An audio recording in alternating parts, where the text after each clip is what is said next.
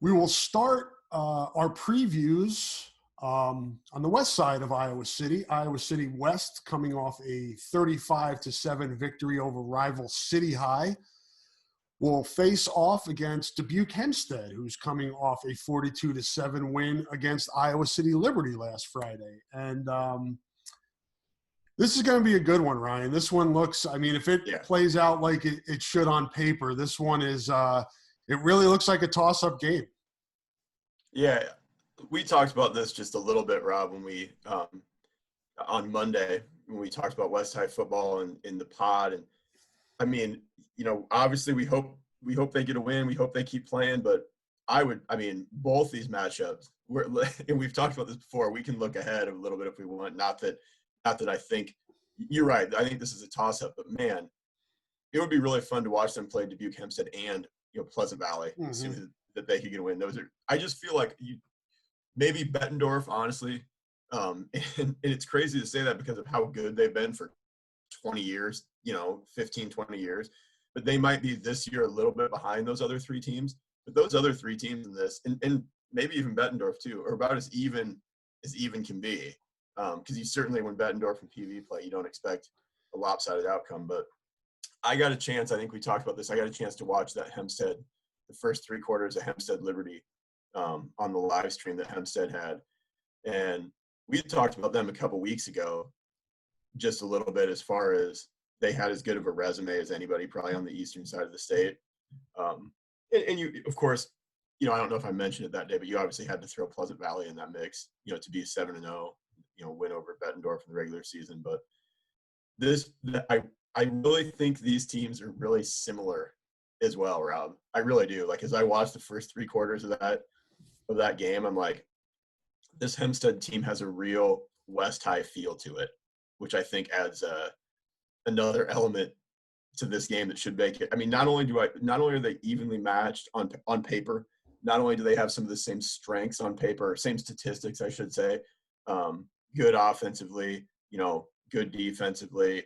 You look at their score, they're both scoring a ton of points. I think Hempstead's averaging, 36.5 a game. West is averaging 40 a game. Hempstead averages, I had it somewhere here. West averages 398 yards a game. Hempstead is in the 380 category, I think. So their stats are really similar, but just the way that they play and the way that they look, a lot of similarities, Rob. I'm really excited for this one. I think this is going to be, we talked about this. I thought we had it with West Branch last week. We both did. And we were dead on that was, one of the best just matchups maybe in the state. And that was a one score game all the way, to the final minute. I think this has that same type of feel where maybe one of the best matchups around. So I'm excited to see it. It's interesting. Both have senior quarterbacks. Obviously, we've talked a lot about Marcus Morgan for West High, Aiden Dunn for Dubuque Hempstead. West High is averaging 17.1 yards per completion. Hempstead 14.2 yards per completion. West High 5.6 yards per rush. Dubuque Hempstead 5.3 yards per rush. Yeah, and I was kind of waiting for you to do the stats. That was one of the first things I wanted to bring up with those comparisons when I watched them. Two of the best quarterbacks I've probably seen this year, and we talked a little bit, I think last week on the preview show, just about the good quarterbacks around the state. These guys are up there. I mean, Aiden Dunn is not. I shouldn't say he's not. I don't know what his recruitment's like or whatever, but we're talking about high school quarterbacks with his ability to run and pass. He's a physical runner. I mean, he's a good athlete, but he's a physical runner. He's almost 200 pounds. He's a really tough kid. I actually saw Hempstead a couple of years ago when a lot of these guys, a lot of these seniors were sophomores. They were kind of in one of those situations. They played at City High. And I remember he played and Zach Sabers played. And some of these guys now that you see as seniors, were out there as sophomores. But I was impressed by him a couple of years ago. Just his command of the offense and the way he plays. He's a winner. And he's just a really good high school quarterback. He throws a good ball. He's in command of what they're doing.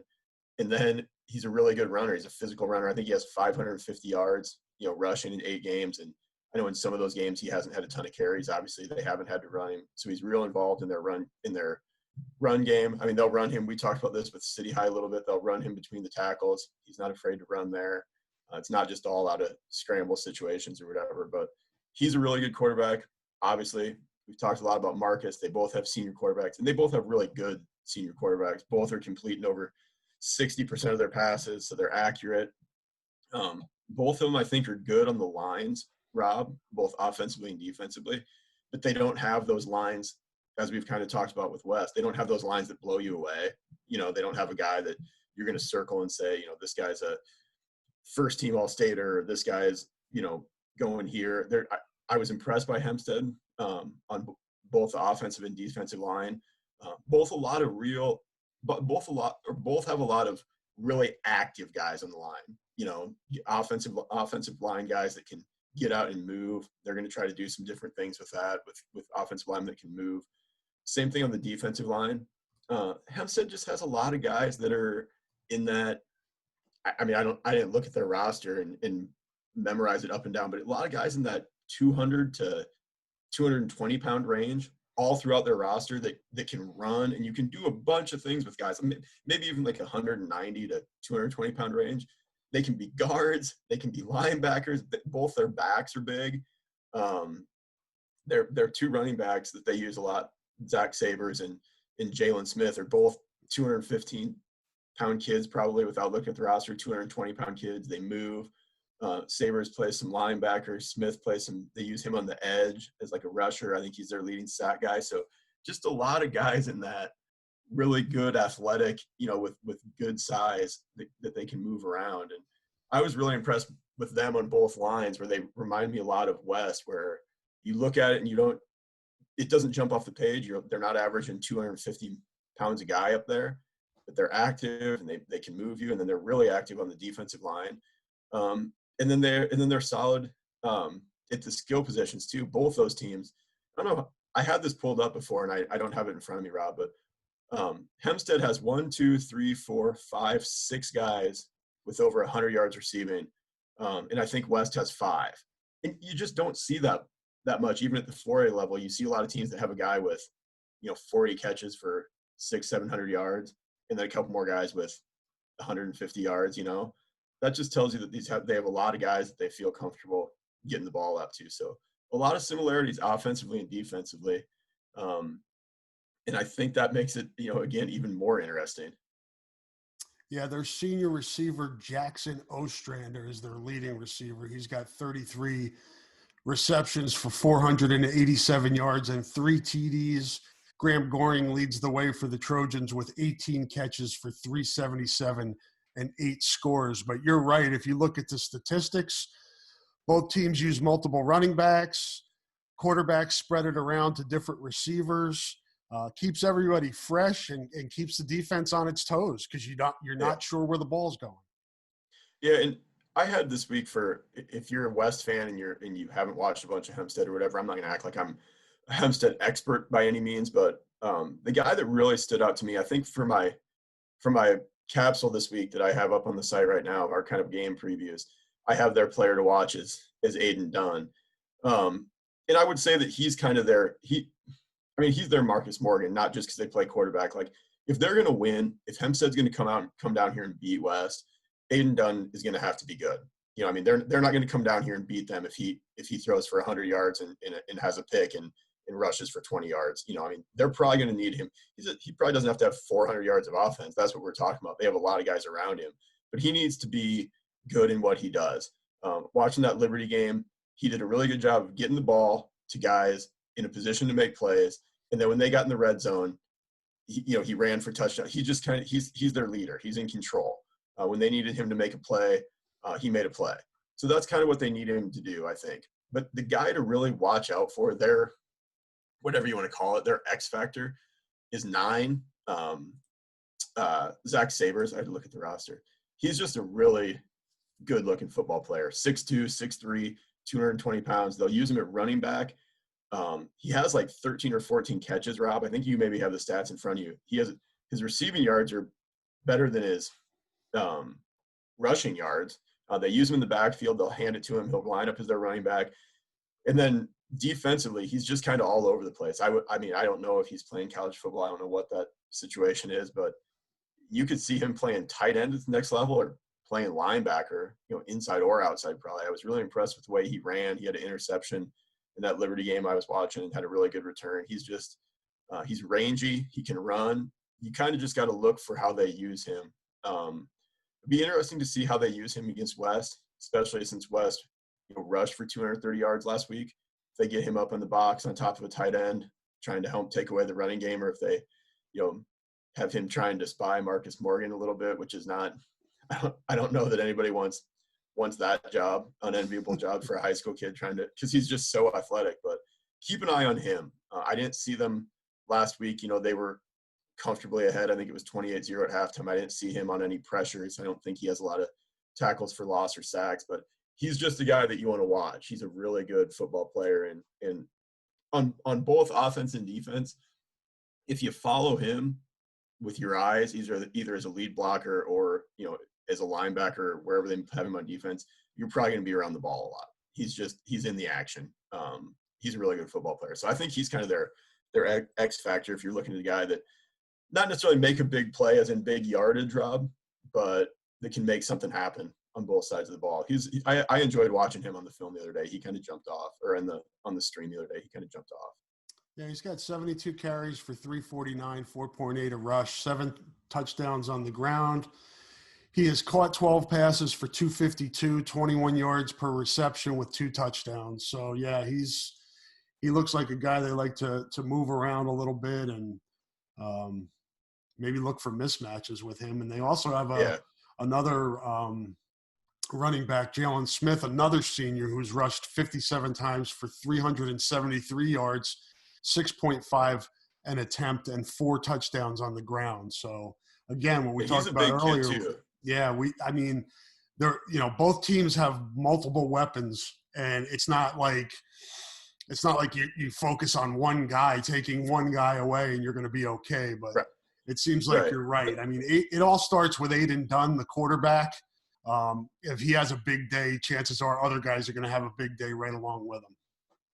And that's why this feels like a little bit more of a college game to me as we analyze it than some of these other high school games, Rob. It really does, because you look at West has done this all year. And we talked about this. I can't remember if it was on the pod or before we started recording, but we knew that West, I've watched West High long enough. I've heard Garrett Hartwig every year as they were trying to make it to the Unidome for the last 4, 5, 6 years tell me that you have to be able to run the ball and stop the run in Iowa in the playoffs.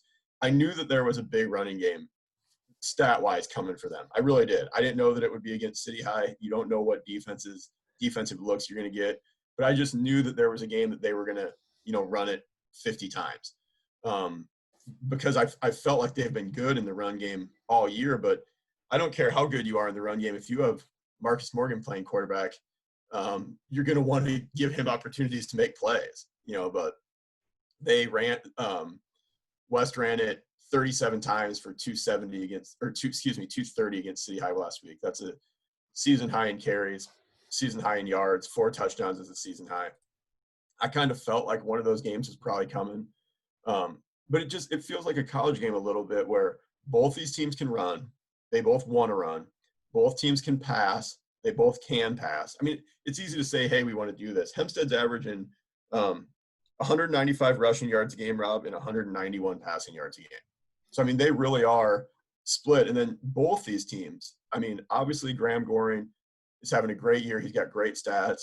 But you look at the other guys that they have catching passes, they have multiple guys that can catch passes. They have multiple running backs. If you're Hempstead and you're going to key on Marcus Morgan, he can get the ball out. They can run it with Trey King. Fabian Brown's been good the last couple of weeks. They have other guys in the pass game, as we've talked about. So you look at it, Mikey Brown's been good. Damarian Williams has been really good. They have weapons all over the place. So, and I think Hempstead is the same way, where it's going to be kind of that coordinator chess game a little bit where, what looks do we want to give? What do we want to try to focus on taking away? And then what can the other team exploit if you try to take one thing away? If you try to take away a short pass game and Durham beat you over the top, can one team do that? So it's going to be, I think, a lot more of that, taking what the defense gives you than coming out and saying, we're dead set on doing this, which I think you see a lot in high school football. So should be interesting. Two really good coaching staffs too. This is again, this I think is one of the better matchups that you have anywhere in this round of 16. From a ranked standpoint, it's probably one of is it one of the few that, has like, are they both top 7 teams? Yeah, in the Associated Press poll, the final AP poll, which is what we use at Your Prep Sports, they're 6 and 7. So Hempstead is 6 and West is 7. So, and just by that, using that, there's just not a lot of ranked. You're right. There's not a lot of matchups of 2 ranked teams, which makes sense, right? I mean, those come in the next round when you get to 8. You want to have hypothetically, you want to have your top, 8 teams playing next round, and then your top 4, and that doesn't always work out perfectly. And everybody has slightly different rankings, I mean, anytime you do a poll or rankings, you're going to have people that have difference of opinion, and that's fine. But I think, consensus across polls, these are both top 8 teams. I don't think anybody really has these two. I mean, they're combined. What is Hempstead 8 and 1? That's the hard thing for me, Rob. Everybody's played a different number of games this year. Hempstead 7 and 1. 7 and 1. So they played 8. So these teams are combined 12 and 1. There's not a lot of other 5A games being played this week where the teams have combined for 1 loss. I'll tell you that. So when you have 2 evenly matched teams, is this turnovers, special teams, high scoring game? Last team with the ball. What are we looking for here? That's the thing is I probably mentioned like betting lines and stuff like that on here too much for high school football. Obviously, everybody knows I'm joking. And I actually don't bet, but we're just living in an age where you get to that point where you're just curious, right? So Sunday comes along, you're like, oh, like what's going to be the line on these college games? As I was doing my research for this, everything is 2 of the best offensive teams, both averaging almost 400 yards, both averaging almost 40 points. And as I looked at it, it's like, man, if there was an over-under on this, I feel like I would be all over the under, just because I feel like it's 2 really good teams that have put up stats, not against not good teams, but you have to kind of look at how they got to those stats, And I just think this is going to be one of those possession type games, field position a little bit. Somebody's going to – and that's the other thing. You mentioned special teams. Everybody thinks and I'm guilty of this too. Everyone thinks long return, maybe a field goal here or there. I don't know that much about Hempstead's place kicker. He looked very good on, automatic on extra points the other day. They didn't have any field goal situations, but I think he's 3 for 5 this season. Owen Smith's been very good for West for the last couple years. We don't know what the wind is going to be like or whatever, but when I think lots of times of special teams in high school games, I think of, punting and field position and things like that. And in punt returns, coming up and catching punts, limiting those long bounces that cost you 20 yards of field position and just being sound in that stuff, whether you have to call a fair catch. But I think it's going to be one of those field position games a little bit. I think both these defenses are maybe a little overlooked on both of these teams because their offenses are so good. I think, the winners in the 20s, like a 20s to teens game, 21 to 14, something like that, 24, maybe somebody slides a field goal in there or something. But I don't, as I look at this, I don't see this, turning into a shootout. I really don't. Both teams can get big plays. I think West High has a little bit more of an offense predicated around the big play based on just the arm strength of Marcus Morgan, his ability to, make plays, kind of on his own, ad lib style. That's kind of can be more of his game. But Rob, I think something, 3 touchdowns, maybe 4 touchdowns wins it. I just think it's going to be a really good high school football game as far as, I don't see it turning into a shootout. I could be wrong. I could be really wrong on that. You know what? I feel like it being the type of game that West Branch game was last week. Maybe without some of the craziness. That game had some real wrinkles in it, but just one of those where, a couple short fields in that game turned into touchdowns, or a short field and then a really long run. So maybe somebody hits a big play. If somebody gets a really big play, that's maybe the difference. But field position, special teams, maybe a turnover, maybe a big play. all those things that you can talk about for every single football game. Who checks more boxes in that category, right? Does one team have 4 of those, and one team has 2? But that type of game. Should be a good one. 7 o'clock Friday night, October the 30th, Halloween Eve out at West High. We'll wrap up with a little nugget that West High has won the last 4 in a row in this series, but they've not met since 2015. So you can't put a whole lot of stock in that statistic. Well, yeah, this is the best season for Hempstead this is the best season for Hempstead in a while. So, I mean, probably since around that time when they played last. Actually, I think it was early 2000s. They had a really good year. So